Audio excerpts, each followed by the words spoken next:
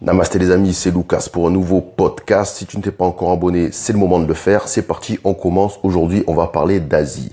Alors, vivre en Asie ou faire un long voyage en Asie, pourquoi? Quels sont les points forts? C'est ce qu'on va voir. Alors, tu en rêves peut-être. Tu sais, il y a des millions de Français, d'Européens, même d'Australiens, d'Américains, enfin bref, un peu tout le monde qui en rêve. Alors, en tant que Français, pourquoi? C'est souvent parce que tu en as marre de la morosité ambiante qui règne chez nous. Tu en as marre du défaitisme, marre des gens qui se plaignent, marre aussi de payer trop d'impôts, marre du mauvais temps, de la pluie, marre du chômage, de la flambée des prix, etc., etc. Alors tu te dis que peut-être qu'il est temps de quitter le navire avant qu'il ne se fracasse sur l'ultime iceberg et que la France disparaisse avec la vieille Europe. Et ouais, on sait jamais, ça peut arriver. Donc, temps de mettre les voiles sur un continent neuf, dynamique et plein de promesses. Et ce continent, il s'appelle l'Asie. Alors moi, ça fait 6 mois que je suis en Asie, que je parcours ce continent avec mon sac à dos. Donc je vais te parler de mon expérience de 6 mois. Attention, je dis pas que je suis un spécialiste de l'Asie, qu'il n'y en ait pas un qui me dit oui, mais tu comprends rien. Moi, ça fait 10 ans que j'habite en Asie. Ben c'est bien pour toi, je m'en bats les couilles. Moi, je te parle d'une expérience de 6 mois, ce que j'en tire. Voilà, apprendre comme c'est. Donc les pays que j'ai fait, c'est l'Inde, Sri Lanka, Malaisie, Thaïlande. J'avais fait le Cambodge, pas cette année, mais dans le passé, et le Vietnam.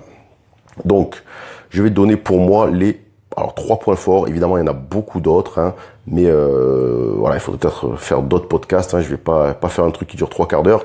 Donc, les 3 points forts pour moi essentiels. Alors, le premier, c'est que les gens sont positifs. Donc, tu le sais, je viens de dire en France. En France, on est les champions du monde. Alors, champions du monde dans 2 domaines, le foot et la pleurniche. À longueur de journée, on se plaint de tout ce qui nous entoure. On cherche toujours des coupables à nos malheurs, à notre inaction. Alors, c'est bien simple. Quand tu es français, c'est jamais de ta faute, quoi. Un coup, c'est le voisin, un coup, c'est la faute du gouvernement, une autre fois, c'est la société, les parents, la crise, le patron. Des fois, c'est la faute des étoiles, quoi. Ouais, les planètes sont mal alignées à cause de ce putain d'horoscope, en fait, qui fait que tu es dans la merde aujourd'hui, tu comprends, donc voilà. C'est ça, la France.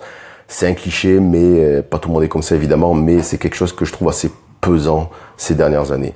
Eh bien, en Asie, tu n'entendras plus de jérémiade. Alors, évidemment, il y a quelques exceptions, comme toujours, tu as toujours les quelques j'allais dire les mendiants professionnels, tu sais, comme un peu à la technique à la Rome, quoi. Ils viennent, surtout en Inde ou à Kuala Lumpur, leur bébé entre les bras, et ils viennent pleurer, gna gna gna gna, pour gratter des sous. Bon, ok, ça c'est partout. Mais globalement, les gens ne se plaignent pas, et même les gens qui vivent dans des bidonvilles, parce qu'ici, quand tu es pauvre, ou même que tu galères, ou que tu as des malheurs qui s'abattent sur toi, en fait, les gens ne focalisent pas sur le problème, mais plutôt sur la solution, tu vois. Et en tout cas, moi, c'est ce que j'ai ressenti, c'est ce que j'ai vu. Personne ne s'est plaint. Alors, je dis pas que c'est parce que les gens ne se plaignent pas qu'au fond d'eux, ça va toujours bien, forcément. C'est des êtres humains comme tout le monde. Donc, ils ont leurs problèmes, ils doivent se sentir mal des fois. Mais en tout cas, ils le montrent pas. Et quand tu le montres pas, finalement, ça crée plutôt une énergie positive au lieu de drainer, j'allais dire, un vent néfaste autour de toi. Donc moi, en 6 mois de voyage, j'ai rencontré uniquement 2 personnes que j'ai entendu se plaindre. Devine quoi? C'était des Françaises. Et ouais, on se refait pas. Bref, le fait un peu de sortir de l'ambiance un peu morose française, ça fait quand même du bien et ça te rend plus positif, plus actif et plus confiant. Et forcément, ouais, tu prends le moule, quoi. Donc c'est bien. Deuxième point fort de l'Asie, évidemment, tu le connais, c'est que la vie n'est pas chère. Alors concrètement, qu'est-ce que ça donne? Alors, évidemment, le coût de la vie, c'est un des trucs qui attire le maximum de gens, notamment de voyageurs, parce que tu sais, des fois, tu veux voyager 6 mois, 1 an. Y en a qui aimeraient bien faire ça en Amérique du Nord, mais bon, tu sais, en Amérique du Nord, ton budget de 6 mois, il va se transformer en 1 semaine, parce que c'est pas le même prix. Donc du coup, beaucoup viennent en Asie pour ça. Alors partons du bas de l'échelle, le cas le plus extrême, un Européen qui voyage en Asie, ou qui souhaite y rester, y vivre quelques mois, quelques années. Bon, tu peux vivre avec 10 euros par jour, tout compris, pas plus. Alors je parle évidemment d'une moyenne, hein. Tu auras bien compris que le coût de la vie sera pas le même partout, il va varier selon que tu sois en centre-ville ou à la campagne, en Inde ou en Malaisie, en Thaïlande, au Vietnam, voilà, c'est normal. Donc 10 euros, voilà, alors attention, t'enflamme pas, hein. 10 euros, ça fait 300 euros par mois, c'est rien, tu me dis c'est moins que le RMI, moins que le chômage, ok, mais t'enflamme pas, je vais quand même te dire ce que tu as pour 10 euros, voilà, c'est pas la folie non plus, hein. Donc pour 10 euros, forcément, tu es obligé de dormir dans un dortoir, une auberge de jeunesse comme on dit. Donc tu dors avec d'autres gens. Donc fini l'intimité. Ça, moi, je peux pas le faire, hein. Je l'ai fait 2-3 fois quand j'avais pas le choix, mais quand on est plus jeune, on a 20 ans, ça passe, quoi. Donc si toi, ça te dérange pas de dormir dans un dortoir, c'est bon pour toi. Tu pourras trouver un truc entre 3 euros et 7 euros, selon le pays, la ville, la période. Pour la nourriture, si tu manges uniquement dans la rue et uniquement des plats locaux, tu vas t'en tirer entre 1 et 3 euros le repas, 4 euros maxi. Allez, 2 euros la moyenne. Et s'il te reste encore un peu d'argent, ben, tu peux te boire une bière ou deux. Alors, ça va être de la bière locale, hein, c'est pas de la bière super forte, attention. Et tu vas trouver ça entre 50 centimes au Vietnam, par exemple, et 2-3 euros parfois. Bon, là, c'est le pays extrême, c'est la Malaisie. Comme c'est musulman, l'alcool est très taxé. Bon, c'est un mauvais exemple. Mais en gros, ouais, entre 50 centimes, 1 euro, allez, tu vas 1 euro, la moyenne, tu trouveras ta bière. Et puis, si tu es fumeur, ben, tu peux t'acheter tes clopes, hein, ça varie entre 1 et 5 euros selon le pays pour un paquet de cigarettes, j'allais dire américaines, hein, comme on dit, comme les anciens disent. Et si te reste un peu des sous, ben, tu peux te faire une petite virée à la plage ou à la montagne. Donc là, c'est difficile de faire un calcul moyen du prix du transport parce que les transports varient, les pays varient, mais en gros, dis-toi que c'est vraiment extrêmement bas et que pour le prix d'un ticket de la RATP, ben, tu peux faire peut-être 100 ou 200 bornes en Inde, quoi. Voilà, pour te donner un petit équivalent, voire plus. Donc 10 euros par jour, c'est bien, mais par contre, c'est un peu limité. Ton emploi du temps, ça va être quoi? De squatter à l'auberge avec les autres bikepackers, de boire de la bière, de discuter. Bon, ça c'est sympa quand on est jeune, c'est sympa un temps, mais après, bon, on a envie de passer à autre chose. Donc si tu vises plus haut, rassure-toi, les prix restent quand même largement en dessous de ceux que l'on pratique chez nous. Donc entre 12 et 20 euros, tu auras par exemple ta propre chambre d'hôtel, donc nickel, je te parle de bonne qualité avec la wifi évidemment, l'air conditionné, des draps propres, réception ouverte 24/24, l'eau chaude, bon pas tout le temps l'eau chaude mais globalement oui, voilà donc pour te dire l'équivalent de ce que je loue à peu près, aujourd'hui là je regarde autour de moi, je paye 17 euros, bon 17 euros c'est très cher mais là en ce moment c'est c'est la période touristique, tu sais, tous les touristes viennent en Asie, donc forcément les prix flambent, hein, y a plus trop de disponibilité, mais cet équivalent franchement c'est un truc entre 80 et 100 euros à Paris. Allez, 70 euros en province. Donc, tu vois un peu quand même, il y a un gros décalage, quoi. Donc, pareil, pour le taxi, ça coûte rien aussi. Alors, le taxi, je conseille pas. Je conseille plutôt Grab, hein, tu connais, c'est comme Uber. Donc là, c'est de 5 à 10 fois moins cher qu'un taxi parisien ou marseillais, quoi. C'est vraiment une autre planète. Bref, n'oublie pas, cela dit, si tu veux vraiment avoir la belle vie, si tu veux boire du bon vin tous les jours, si tu veux dormir dans des 5 étoiles, à la piscine, etc. Bon, là, par contre, je vais te décevoir, mais les coûts sont identiques aux quatre coins de la planète. Et ouais, 5 étoiles à Paris, à Manille, à Rio, bon, ça varie un peu, mais globalement, c'est la même chose, quoi. Une bonne bouteille de vin, pareil, quoi. Enfin, voilà.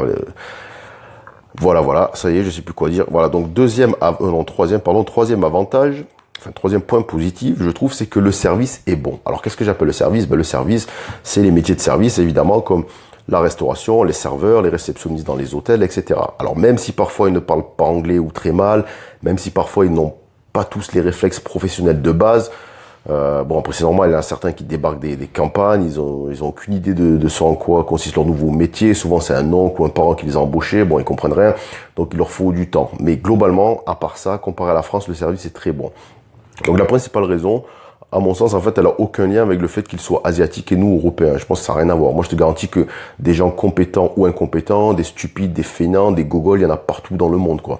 Tu sais, le genre de serveur complètement débile qui reste planté devant toi sans broncher ou qui fait 46 allers-retours avec un verre d'eau sans prendre ta commande. Ce genre d'abruti, tu en vois partout. Et je me moque pas des serveurs, j'ai été serveur, je sais ce que c'est, je le rappelle, je parle toujours de ce que j'ai vécu. Donc voilà, il y a des gogols, il y a des gens intelligents dans tous les pays.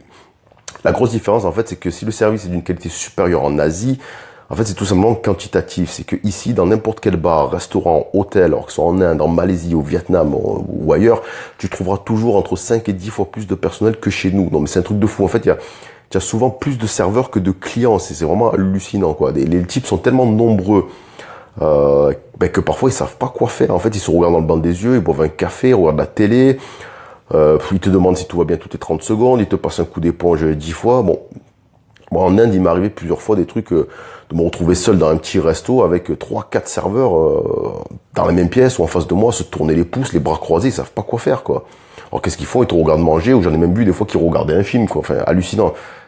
Tu verrais jamais ça en France, parce que en France, tu le sais, quoi. En France, c'est comment dire, ouais, tu le vois, genre en plein été, des fois, il y a des grosses terrasses, et puis tu as une serveuse, un serveur pour 50 000 tables, le type il court dans tous les sens, il s'en sort plus, toi tu veux ta commande, tu galères, tu es obligé de lever 10 fois le bras, de gueuler, quand il t'apporte le truc, c'était pas ce que tu avais commandé, tu demandes l'addition, moi une fois il m'est arrivé de partir parce que je demande 3 fois l'addition, le type il vient pas, bon voilà, il y a vraiment une grosse différence, donc c'est vrai que en Asie, logiquement tu vas pas attendre, le service va être très très rapide, en fait tu commandes tes plats, ta boisson, ça arrive de suite, moi. C'est pour ça que moi maintenant je prends l'habitude quand je prends un petit apéro, une petite bière, de commander de la bière et de pas commander le plat, d'attendre. Parce que si tu commandes tout d'un coup, ils vont tout te ramener en deux minutes, quoi.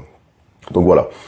Alors, ça fait vraiment du bien, ça fait plaisir d'être bien servi. Alors la question, pourquoi les patrons embauchent toujours plus de personnel que les besoins réels? Alors, est-ce qu'ils sont cons dans les calculs? Je pense pas.